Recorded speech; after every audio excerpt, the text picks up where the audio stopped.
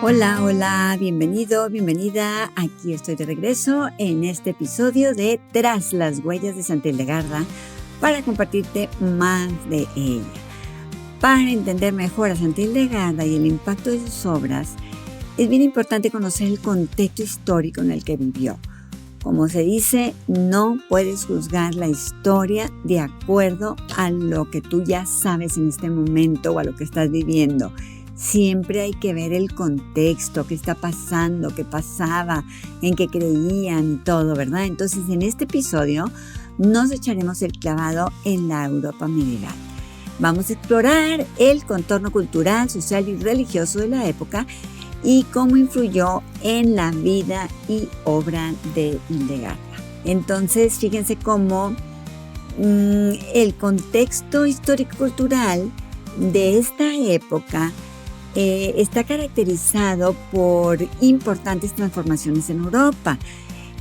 Los siglos XI y XII, Europa estaba en un periodo de consolidación después de la fragmentación del Imperio Carolingio, a la muerte de Carlomagno, ¿verdad? Yo, la verdad, ni me acordaba de cuál había sido la nacionalidad de Carlomagno. O sea, sí, me declaro inculta en eso, ¿verdad? Si acaso le estudié alguna vez en la preparatoria, pues me pasó de noche. Tuve que investigarlo. Pensé que al ser el emperador del Sacro Imperio Romano, pensé que iba a ser italiano. Y pues nada, que nació en Bélgica y fue el rey de los francos y emperador del Sacro Imperio Romano Germánico. Ahí estaba mi confusión. Es considerado Carlomagno uno de los líderes más importantes de la Edad Media y su influencia se puede ver en la política, la cultura y la religión de Europa durante siglos. También es conocido como el padre de Europa por su papel en la unificación del continente. Y Carlomagno murió en el 814 y fue sucedido por su hijo Luis el Piadoso. Pero el imperio de Luis se dividió en varias partes después de su muerte, lo que llevó a la formación de varios reinos y principados en Europa. Entonces salen los duques, los condes y todo lo demás, ¿verdad? Reyes y de todo. Y pues así empiezan los reinos en Europa. La sociedad estaba estructurada en un sistema feudal, donde la tierra y el poder estaban en manos de una nobleza que dominaba a los campesinos. La sociedad estaba jerárquicamente estructurada en 3 estamentos: la nobleza, el clero, o sea, la iglesia, y los campesinos. Los nobles poseían tierras y eran responsables de la protección de sus vasallos, y el clero se encargaba de la espiritualidad y la educación. De clero, pues estamos hablando de los sacerdotes, los monjes, los abades, ¿verdad? Monjas. Y los campesinos pues trabajaban la tierra y estaban pues sujetos a las obligaciones del feudalismo. La Iglesia Católica era una institución poderosa que influía en todos los aspectos de la vida cotidiana de los pueblos, desde la política hasta la cultura. ¿Cómo era la vida familiar? Fíjense, la vida familiar era el núcleo central de la vida cotidiana. Las bodas eran alianzas estratégicas que fortalecían vínculos entre familias nobles. La educación de los hijos, especialmente los varones, era básicamente, principalmente para continuar el linaje. Las mujeres, aunque pues a menudo eran relegadas a roles domésticos, a veces podían gestionar propiedades y negocios en ausencia de sus esposos. El comercio y la ecología, fíjense cómo estaba. Con el auge del comercio, especialmente en las ciudades, comenzaron a surgir ferias y mercados que fomentaron el intercambio de bienes. Acuérdense que las ferias y había los mercaditos rodantes y los juglares y los circos y todo esto, ¿verdad? Entonces, pues se iban de un lugar a otro y eso permitía también una mayor movilidad social y económica. Y bueno, pues era el tiempo de las cruzadas. Y gracias a las cruzadas, las rutas comerciales se expandieron, conectando a Europa con el Oriente, y esto hizo que pues se introdujeron nuevos productos e ideas. Y pues la religión jugaba un papel crucial en la vida cotidiana. La mayoría de las personas eran cristianas y las festividades religiosas marcaban el calendario. Como les decía, era la época de las cruzadas porque iban a conquistar el Santo Sepulcro que estaba en manos de los moros, ¿verdad? En su celo de reconquistar la ciudad santa. Y esto hizo que Europa conociera otro mundo, otras costumbres y otro arte, conocimientos de medicina, arquitectura. Estaban impresionados los europeos con arquitecturas y vestimentas y colores de otros pueblos, la sofisticación de las comidas. Europa comía muy normalita, sencillita, la comida europea en ese tiempo. Verduras cocidas y carne así nada más hecha asada, no tenían tanta sofisticación ni tantas especies condimentadas, tantas especies fuertes como lo había en el Medio Oriente. Entonces, pues, todo esto impactó mucho a la vida de Europa, ¿verdad? Porque hubo mucho intercambio y cambios en las cosas.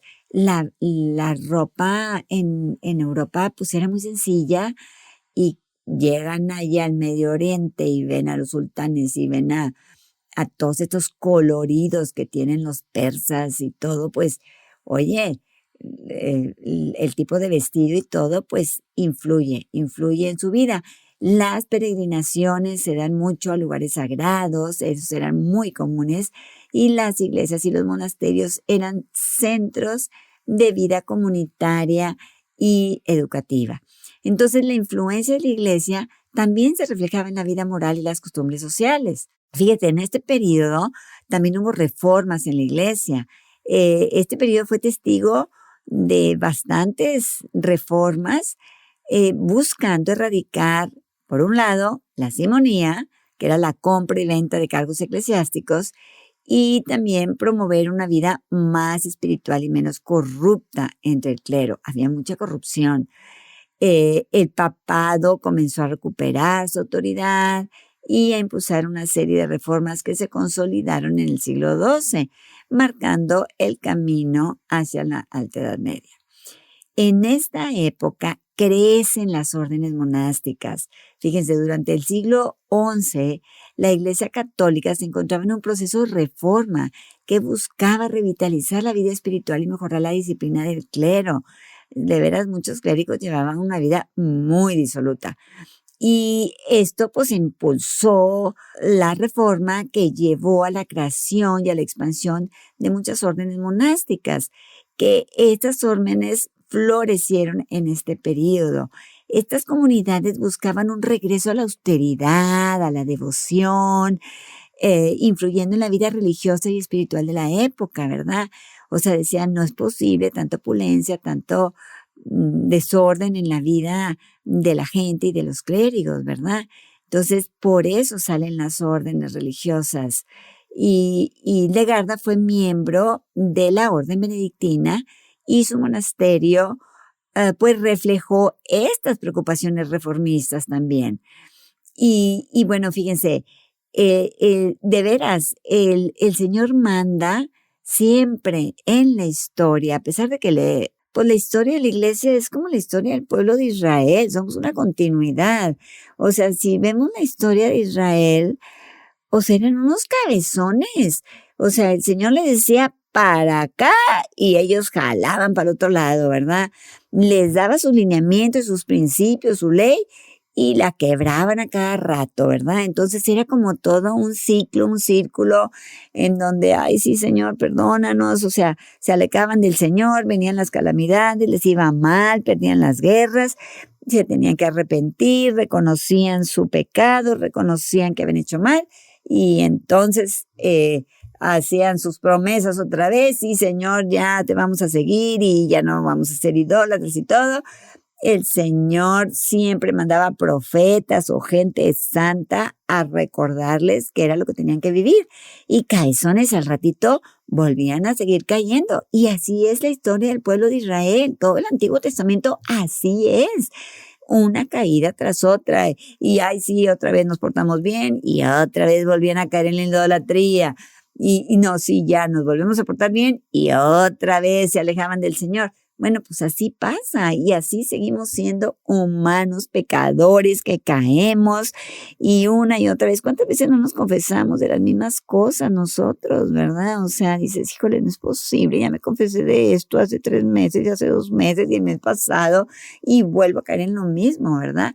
Entonces, pues somos pecadores, nuestra naturaleza, aunque no fue hecha pecadora en un principio, o sea, tenemos el pecado y nuestra libertad y nuestra voluntad y la inteligencia que a veces no la usamos bien y usamos mala voluntad y nos dejamos llevar por la carne, ¿verdad? Y caemos y caemos y caemos. Y así ha sido la historia del pueblo de Israel y se continúa en nuestra iglesia. Una y otra vez caemos, nos alejamos del Señor y pues la iglesia sufre.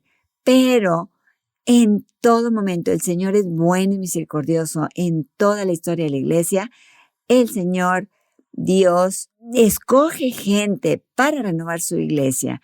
Y en esta época, pues surgen los cistercienses, fundado en 1098, prácticamente el mismo año en que nace Santa Hildegarda, con San Roberto de Molesme y un grupo de monjes de la orden benedictina, pues se van a Citux, Francia, ¿verdad? A vivir una vida monástica austera de veras, ¿verdad? Eso lo promovía la orden cisterciense. Su regla se centraba en la simplicidad, el trabajo manual y la vida comunitaria.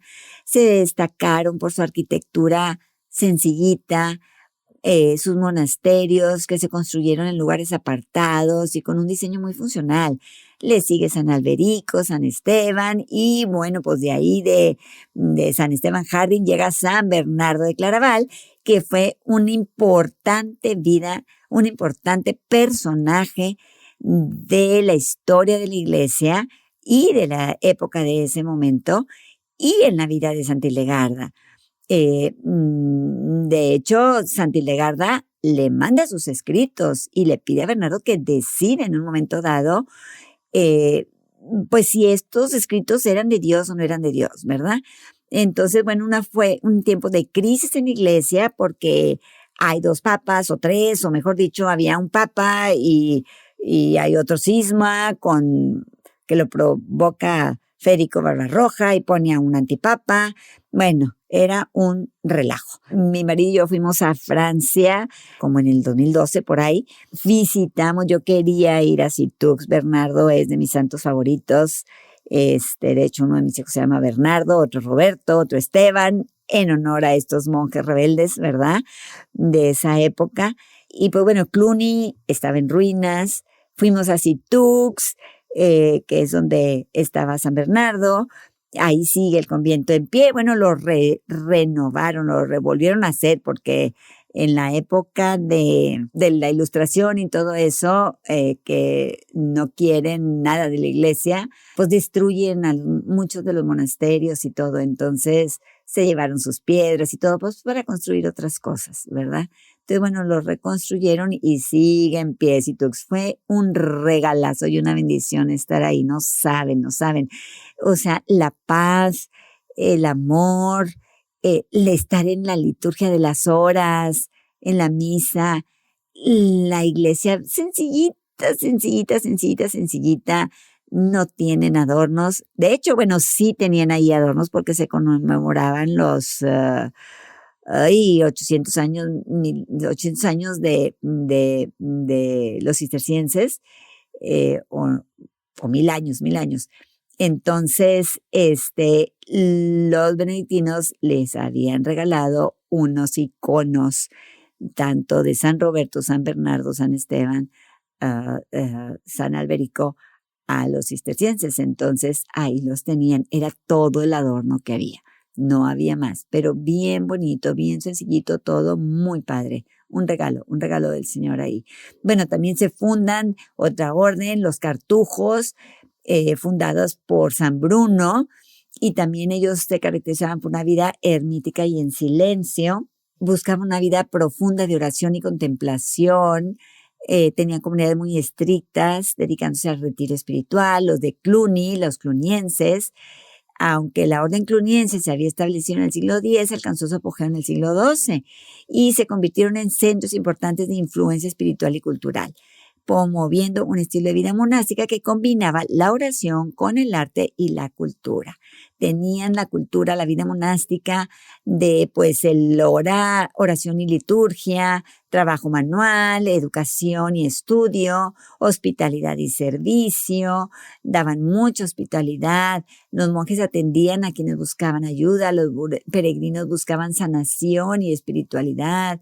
Ahí se estudiaba mucho la teología, filosofía y otros temas relevantes, ¿verdad? Fueron centros de producción artística donde se creaban manuscritos iluminados, esculturas y otras obras arquitectónicas que reflejaban la espiritualidad de la época. Hubo reformas sociales también, ¿verdad? A través de estas órdenes, porque promovían mucho la justicia social y la caridad, contribuyendo a la atención a los pobres y la educación de la comunidad.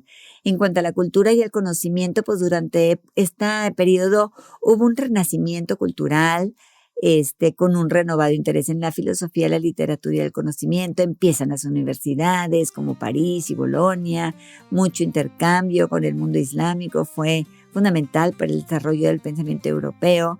Hildegard, aunque no formó parte de una universidad, fue una figura destacada en la cultura intelectual de su época, con contribuciones a la música, la medicina y la teología, y su vida y obra se desarrollaron en un contexto histórico y cultural caracterizado por transformaciones en Europa.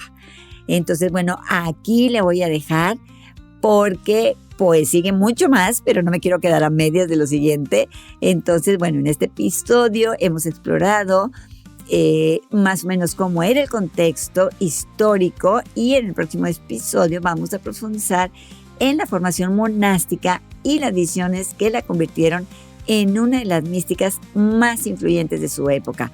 No te la pierdas, Dios te bendiga y nos vemos a la próxima. Bye.